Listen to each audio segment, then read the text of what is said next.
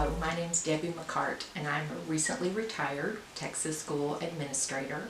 I spent most of the last 30 years working with students receiving special education services to make sure that they were receiving the transition planning that they needed. For a lot of people who sit in IEP committee meetings, whether it's parents, educators, agency personnel, or the student themselves, the definition of transition can get very confusing because it really is, like the rest of the IEP, individualized.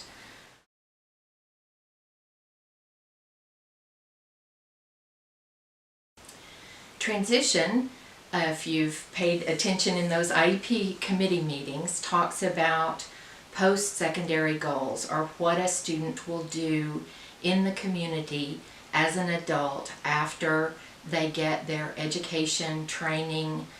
independent living skills, and their life in order as an adult. What we don't really know is how to formalize that process for everyone. The guidance in the law is vague, and it's vague on purpose because we're going to have some students who want to be cooks and some who want to be chefs and some who want to work the checkout at the grocery store and some who want to work the carts in the parking lot. We're going to have students that want to write computer code, and we have some that just want to repair computers or take them in for recycling. And so trying to reach the individual needs of students calls on all of us to pay great attention to the responsibilities that we're given in the transition process. I'm going to speak first to parents specifically because that area really speaks to my heart and not my past experiences, because I do have a family member who has been diagnosed with an autism spectrum disorder, and watching him grow and succeed, not in the ways that school personnel predicted or not in the ways we might have expected, but finding a way for him to express himself has been a fascinating journey. When we talk about parent participation, I know there's that question of, do we just write down or do we record what the parent wants for their child? And without disregarding that information, I'd like to step back and say that this should be, it's written in all the guidance that we get on transition, from best practice to what is minimally required by transition law, that we should be listening to the student. We should be looking at what are their skills, their preferences, their interests, and their needs.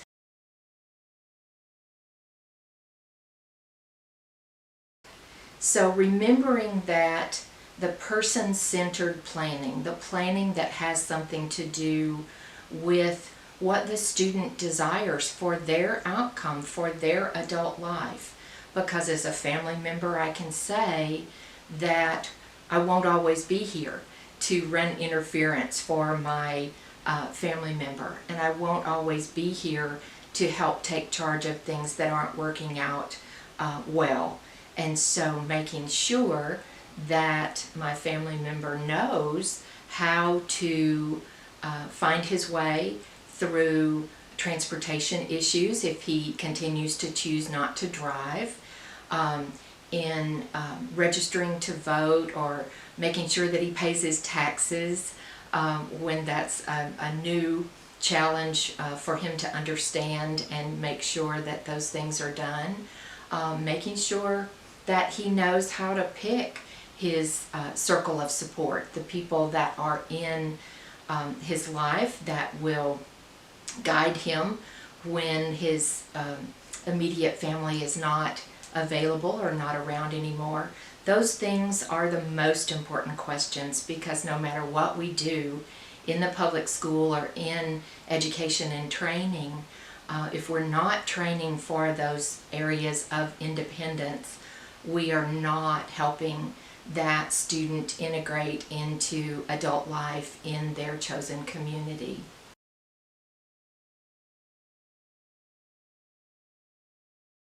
So as school personnel, what we see often are people that sign up for electives or programs that we have concerns about, where we're not sure that they'll be successful in electives or programs that would train them for an area where we have doubts that they will be able to be gainfully or competitively employed in the community in the future. But I would challenge us all, as me as a former educator, and those of you that are still privileged and tasked with the responsibilities of working in education today, I would challenge you to look at any of the students that we sign into elective programming, career and technology coursework, certification programs, and say, how do we know anyone's going to be successful? Special education is not a place, it is not a classroom where we water things down or change the curriculum that we've determined here in the state is appropriate for students. It is working on access to that information. So even the years that I worked in what traditionally has been known as a life skills classroom, where students have intellectual or developmental disabilities, that didn't mean that they couldn't be trained to work in their chosen field or to have a career counselor, a case manager, a local workforce agency, or others help guide them to a career that does match their skills and abilities, even though they may not have been aware of that area or never been taught to or coached in being successful in those courses. So I would challenge our school personnel that are watching today to stay open to the possibilities of what does it mean to be in an auto mechanics class. I worked with a wonderful CTE teacher in the past that was very willing to take students into his coursework, knowing that they wouldn't gain the points for taking the certification for state licensure in, or the ASE license in any of the areas he taught, but they became great wrecker drivers and semi-truck tire changers on those big rig wreckers, and really enjoyed what they knew, what they'd learned in that setting, as well as maybe knowing how to change the oil on their own vehicle in the future, something that they may not have had the experience in their family life to learn how to do. So there's great value in us being and remaining open to what electives are open to our friends in special education coursework and what we can do to help them prepare for adult living.